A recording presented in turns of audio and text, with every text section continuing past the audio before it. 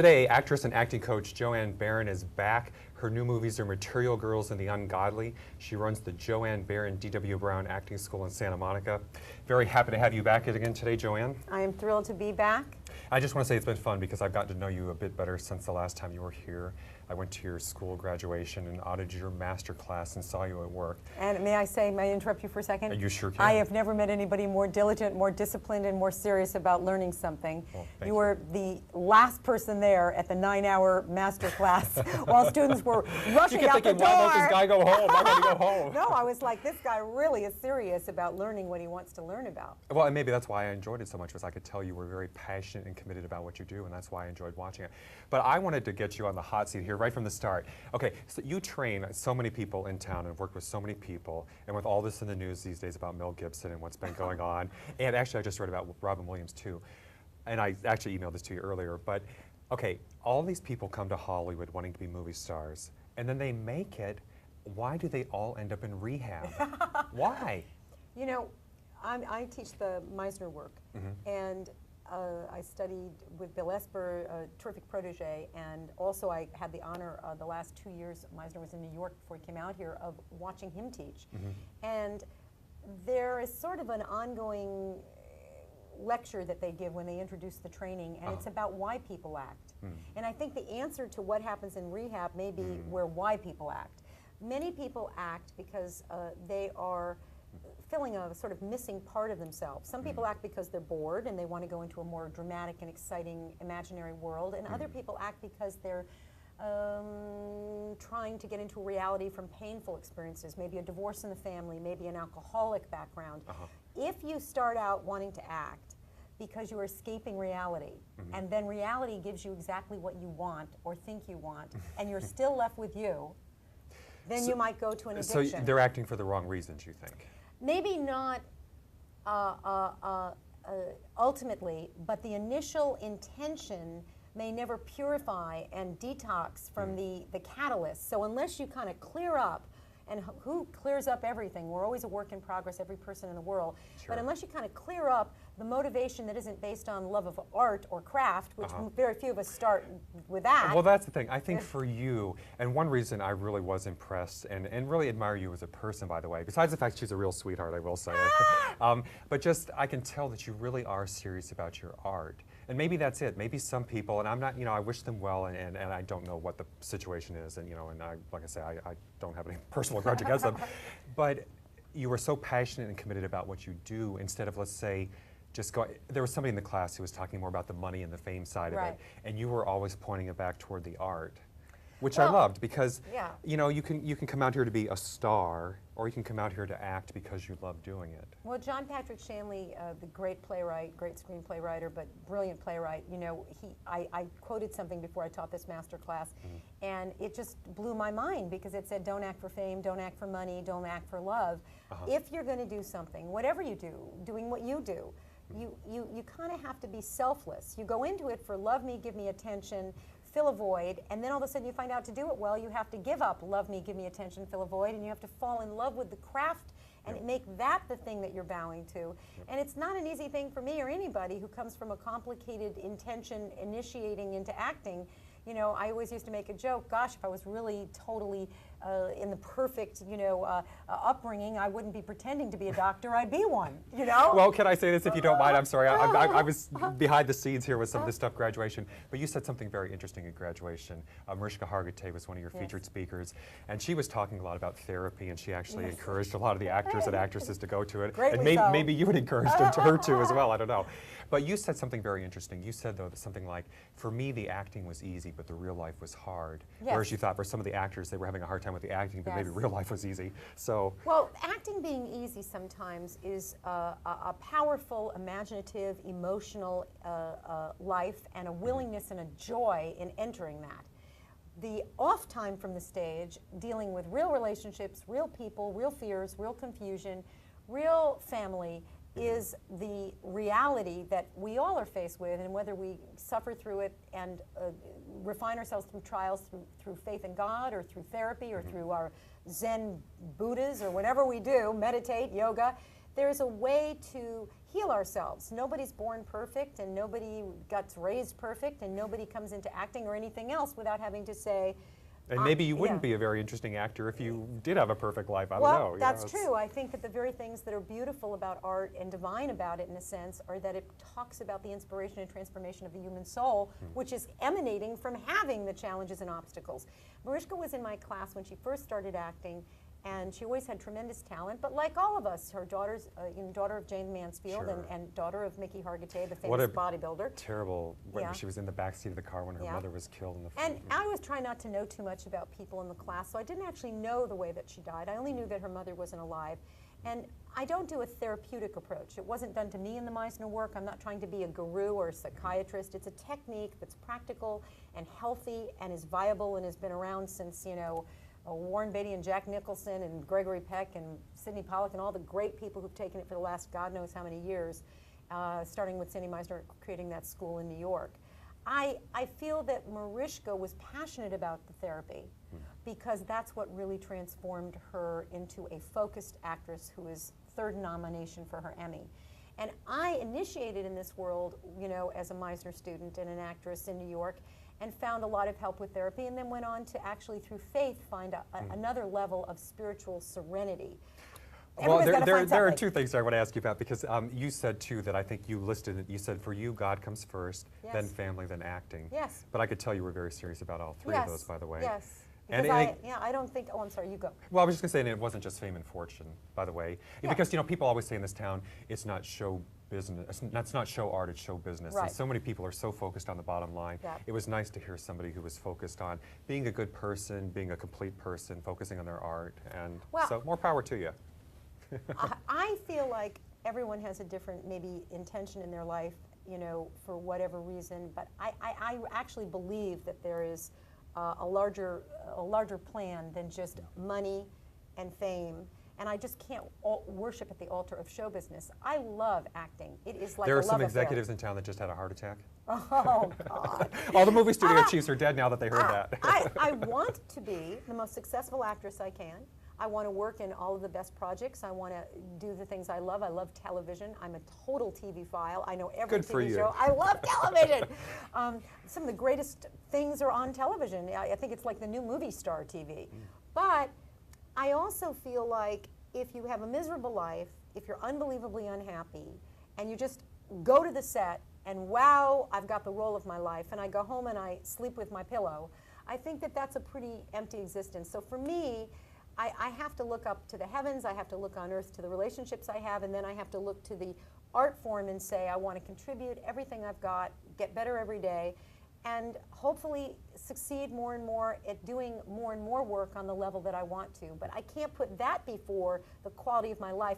I think it doesn't work. Or else I you think- would end up in rehab. Well, that's what I think is the cycle of the conversation. I think if your soul is first and your family is first, I think when you do go to work, there's a different song in your heart than when work is the main and singular focus of your life, in which case things start to pull you away from the things that are really joyful.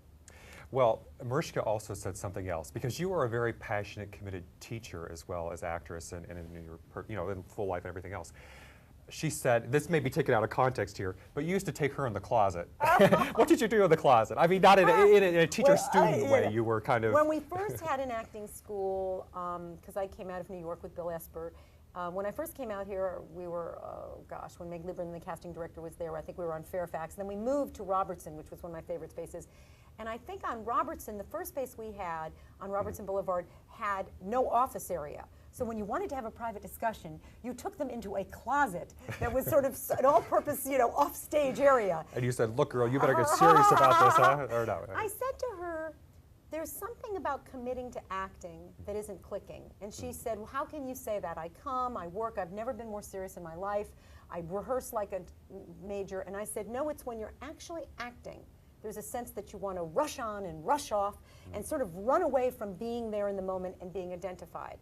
And she clicked with that, and I really do think that when you look at that fantastic performance on Special Victims Law and Order, She's been on there, what, 7 years now? Yep. There's a stillness in her and a presence in her and a real connection in what she's doing that I think is the exact fruit and blessing from her focusing. You know, you learn more from what's wrong than what's right. And when somebody can give you an adjustment, myself being in acting classes, myself working on my acting all the time, when someone gives you an intelligent, helpful piece of information, instead of what some people find like criticism, it's really a gift. Because with that adjustment, you go to your next level of your talent. Well, you have helped a lot of people in town, that's for sure.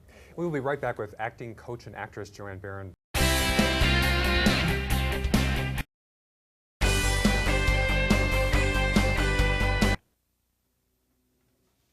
Dead. It was almost a year before Jimmy stopped screaming in his sleep.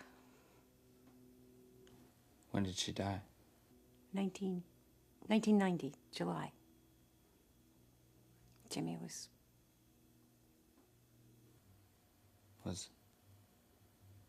finally free. She had to die for him to be. What did she die of? What do you mean? She died. She just died. People die. And that we were watching Joanne Baron in her new movie, The Ungodly. In fact, that movie is still being put together, I Yes, it believe. is. They snipped that together as quick as possible because I'm very enthusiastic about that film. The setup for that clip, we'll do it backwards, is that Wes Bentley, if you remember him from American Beauty with Annette Bening and with Kevin Spacey, he was the young boy who actually also, I think, was filming throughout that. He had like a camera that was one of his characters. And I think now he's doing a really big, cool movie. I think it's with Brad Pitt. It's called Ghost Rider. He plays a documentarian, if that's a word, who is making a movie up about my brother. My character brother in the movie is a serial murderer. Only I don't know. I think my brother's very sweet, and my character is now being interviewed. Wouldn't that be interesting to find out your brother was a? Do you have a brother, by the way? I had a brother. Oh, His I'm name was sorry. Paul, but it was when I was before I was even born.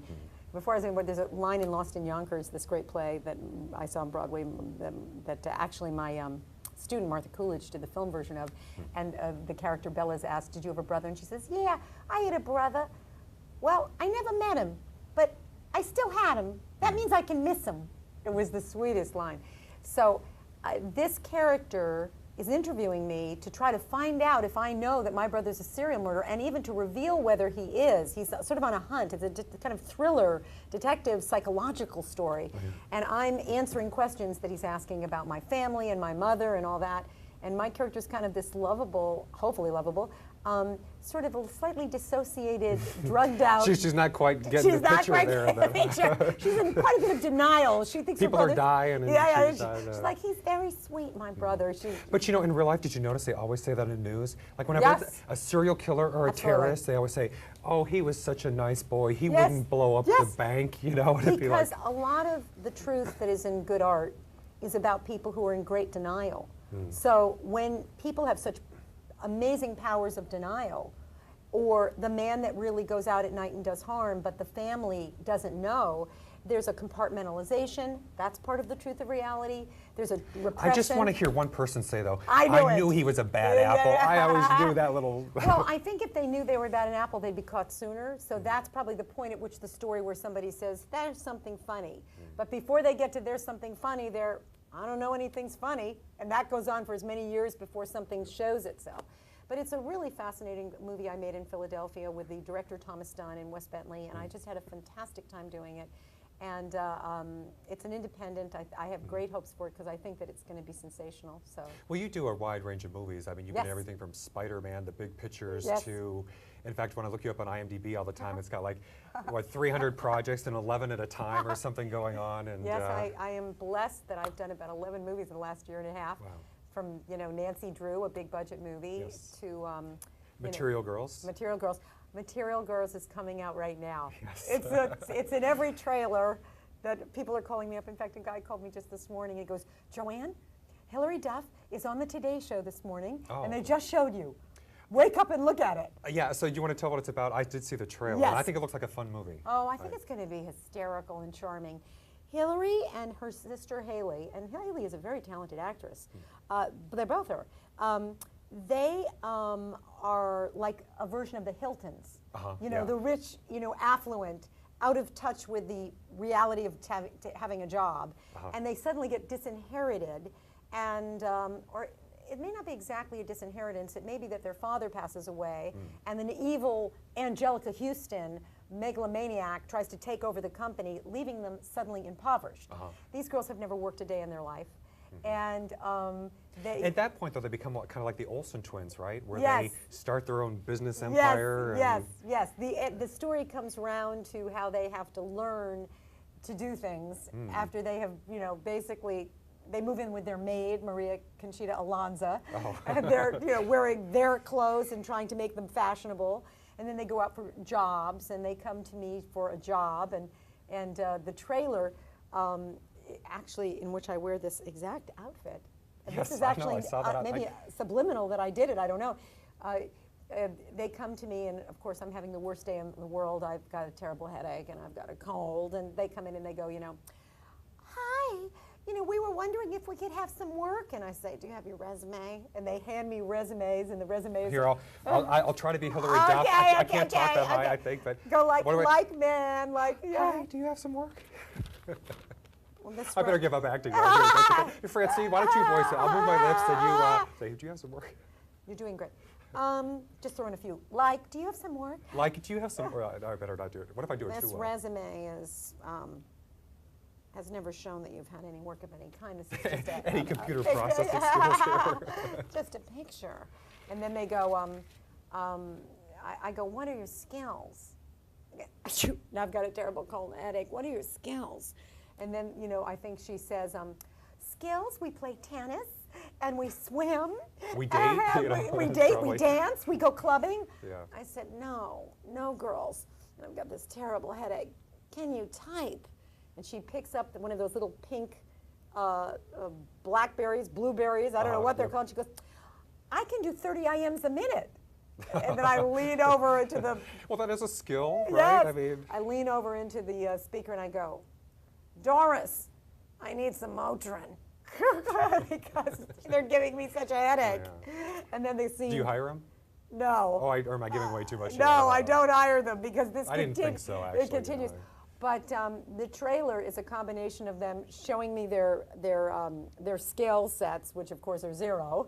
We dance, we sing, and I say, are you actresses? Are you In fact, I just want to say, I'll throw this in, that when I you're in so many movies. When I went to see a movie the other day, I didn't even know you were in it, and all of a sudden you popped up on screen. And the movie, I'm sorry to say, overall I thought it was kind of so-so. The bright spot was you. It's like it made the movie for me. Seriously, I mean, there know was what movie you're talking about. Oh, now you can't say what movie. You like the director, so I won't say too much. But you had it. but you did a very good job of it. Anyway, but it was fun for me That's to see you where in I the movie. played So the proud gay mother. Yeah. Where I have a T-shirt and I say to this fellow whose mother, Sally Kirkland, is playing the mother, and the boy is being admonished for being gay, and I say, look, I'm a proud gay mother, and I'm trying to instruct, and I have my X-Fans. Well, I told you I thought that movie was a little long. It wasn't good. But I didn't see the movie. Well, just a little bit long. But anyway. Speaking of long. But I know the publicist, so I won't say too much, or else I'll never have any more guests on the show. Well, we can't say what movie it is, but I was funny in it. Yes, you were. That's all we really care about, isn't it, Greg? but with Material Girls, though, Martha Coolidge is the director. Yes, and she actually was I met Martha Coolidge because I was in one of her very first movies, Valley Girl, which I kind of had to write the speech and everything. I did this. Were you a Valley Girl? No, or the mother of the Valley Girl or something? No, I wrote, she met me at the Chateau Marmont and she said, look, you're a prom teacher. You're the teacher of the prom and you have to do a big speech, write it. And I wrote this thing up. I wanted to be queen of the prom when I was in high school. I wasn't. I wanted to be the head cheerleader. It didn't work out. What is being cheerleader all about? Being popular? Who cares? And then I go through this whole thing about... There are people who killed about that, Really? The mother who killed because her daughter... Yes, it's true. Yes. Getting back to the serial killer theme. Whitefield Lewis, Juliette Lewis's brother, did an entire short film based on my character in Valley Girl. He dressed in drag and he knows the speech by heart. He did it. It was very funny. He called me up and he said, I've done a movie on your movie. So when I met Martha, since then, we developed a really cool creative relationship. And you've done a lot of things with I've done her. a lot of things with Martha. She's asked me to write things. She's asked me to produce things. I've been in many of her things. 7 movies, 8 movies? Yeah, many things. In fact, I met my husband on the National Lampoon movie, Joy of Sex. Really? She cast him opposite me, and that's how I met him, D.W. Brown, who runs. So that is why there was a D.W. Brown and the Yeah, Joanne Baron that's D.W. Brown right. acting school. My very handsome husband, who's a very talented actor, who's in Fast Time and Ridgemont High and innumerable things. We work together, and that's a blessing. He's the author of the D.W. Brown acting manual. That's it. I know because Because you read it. You Yes. read it to the yes, because you're such a studious and serious person of all the things that you learn about. What a great way to learn, to run a show and meet all the guests and really educate yourself. That's why I love it. Just meeting so many different people from so many backgrounds. Well, and that's a fantastically fascinating thing to be doing, because it's constantly traveling. I feel like a little inside. sponge and I suck it all Yeah, in. it's I don't know. phenomenal. So I'm just It's soaking like it in. It's like traveling inside yourself. You know, it's just a fantastic journey. I think it's such a cool thing.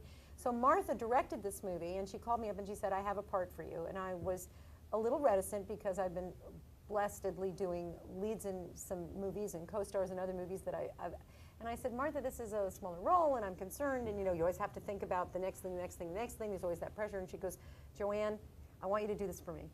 It'll be in the trailer." And I said, Oh. "How would you ever know And it would it be in the was, trailer?" so But she- she didn't know that. She just said that. Oh. And I said, "Martha, you can't know what's going to be in the trailer." She goes, "You're right, I'm just saying that." Well, I've never been in a movie, this is very interesting, where I'm not the trailer. Oh. I And don't know what the heck that's maybe about. well, I guess Every you stand movie. out. I stand out. Because they usually put the best parts in the trailer. Really? Because well, that's a huge compliment. I'm always in the trailer. And so when this came up and I was in the trailer and people started calling me, I was like, this is impossible. And yet, yes. So it was very, very fun for me to you know, because people sometimes recognize you more from the trailer than they do from the movie. We will be right back with Joanne Baron right after this. Bye.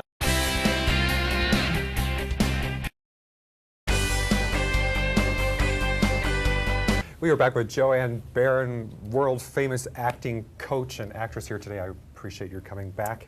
So we were talking about Material Girls, your new movie, and Hilary Duff, what was it like to work with her? One of the loveliest people, and her sister one of the loveliest people. They educated They're both me. in there. I actually didn't Yeah. know she had a sister. Oh yeah, and her sister. Did you notice all these people have sisters now? There's like, what, Ashley and Jessica and, And Ashley Ashley Simpson, and then the Simpson. Hiltons you mentioned, the Olsons. Anyway, they all have sisters. Well, I They've think got that two of them. I think that Kate Hudson has a brother, Oliver. They all have like they're all. Whenever there's an acting family, I think a lot of people have that bug. They were so lovely and so fun and so cool, and they also were educational. You know, this thing, which I still don't know if it's a blackberry, a blueberry, a pink. It was all pink. They were explaining to me, this is how you work with this, and they were teaching me. I mean, in real life? Yeah. I said, Oh, what okay. is that thing you have in your hand? It was part of the scene. I didn't even know what it was. Oh. And she goes, this is a whatever, and it has my phone numbers, it has my thing, it has my fax, it has all these things, and I was like, all I have is a cell phone and a book with some phone numbers written in by pen. She goes, you ought to get one of these. And after that, I did try. They're very talented, very professional, and funny, and fun, and good looking. And young, what's not to like? And she sings. Yeah, they say. I am actually. I found out today that my singing teacher is her singing teacher. That's pretty so cool. I don't know. Here we go. But that's a whole other story. The Gregory in itself, Mantell record. Yeah, they're very talented. I think the movie's very charming and very funny and very likable. And I like a movie that I kind of can like go- the premise, actually. Yeah, and I like to go to see something that people can see, that they're comfortable bringing people to, and you know, I just like to think there's an audience out there that is looking for something that's got a sweetness to it. You said something last time I wanted to ask you about this time, and you kind of touched on it this time, that you said when we were talking about reality TV before, you said you thought one reason that it would caught on was that so rarely do you see kind of convincing or believable Right. acting. On that level. How often how rare is good acting, do you think? And first of all, how common or how rare? I think it's And- hard for people. Oh, I'm sorry. End of question? Well, then I was going to ask you for some examples, just of movies that you thought were, you know, some of your favorite movies and actors and directors and all I that kind of think stuff. that the people who act so well that you don't know they're acting, and yet you can't even understand the complexity and the specificity and the selection of what they have put together in a choice to create a intuitive, psychologically true, behavioral portrait in a living, experiential way for an audience to view. I think when it's so, I picked up on more of the acting technique Yes, by, yes. before I'd read about it, but seeing Yes. you in action at your class, I kind of started to understand more. You'd say certain things, like, I hope I'm getting, or correct me if Yeah. I'm getting it wrong, but like accidental, imaginative, like Right. even daydream, or what were there, or maybe that was maybe putting yourself in the moment. Well, you tell me. accidental and imaginative are something that make it real and seamless. If But you yet there is a plan. That's it. The great actors, I think, have an intuitive and analytic understanding of the intent of the writer and then create the plan and live it like an accident. People who are limited to just being themselves may be very charismatic and interesting and emotional and alive, but once a plan really gets put forth that is illuminating to the truth of the writer's intent, now you're talking about crafting something. Much the same as a choreographer In would craft, you dance. said a lot of it is being able to repeat it. Doing it one time is one Yes. thing, but when you can Yes. repeat it, that's Yeah, craft. talent can fly off like a butterfly and take flight, but to recapture that flight and to be able to ignite it over and over again, that's real craft and real technique. And I do believe that no matter how initially gifted and blessed people are in their talent innately, they do benefit profoundly from training. Well, this is Joanne Baron, acting coach and actress. You can see her in The Material Girls and Ungodly. Thank you very much for being here today, What a Joanne. pleasure. Always a pleasure. You've You got are to the come best. back. I will come back forever. You are an inspiration. Thanks everybody for watching. We'll see you next time. I will take you up on that. God We'll bless. definitely. And plus, you only got like 20 movies and. Dead. It was almost a year before Jimmy stopped screaming in his sleep. When did she die? 1990, July. Jimmy was